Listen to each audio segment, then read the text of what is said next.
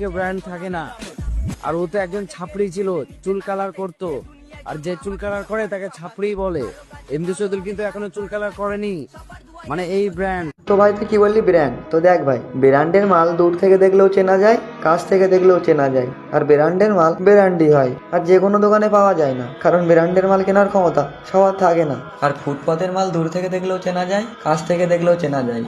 ফুটপাতের মাল কিন্তু ফুটপাতের মালই হয়, আর সব দোকানে খুঁজলেই পাওয়া যায়, কারণ ফুটপাতের মালের দাম কম হয়। এখন তুই যদি ফুটপাতের মাল নিয়ে রাস্তায় ঘুরিস আর ব্র্যান্ড ব্র্যান্ড বলে চিল্লাস যে ব্র্যান্ডের মাল ব্র্যান্ডের মাল, সবাই তো তোর মতো তার কাটা না, সবাই দেখলেই বুঝতে পারবে কোনটা ফুটপাতের মাল আর কোনটা ব্র্যান্ডের মাল।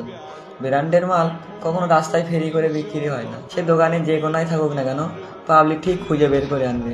আর যাকে তাকে ধরে ব্র্যান্ড বানানো যায় না, ব্র্যান্ডের মাল একজনই হয়, হ্যাঁ, যার আশেপাশে কেউ যেতে পারবে না। আর কথাটা এটা না, আর আমি কিন্তু এই ভিডিওটা কাউকে মেনশন করে কোনো কিছু বলিনি। তারপরে যদি এই ভিডিওটা দেখার পরে তোমার গা জ্বালা করে, তো মনে করবা এই ভিডিওটা তোমার জন্য ছিল।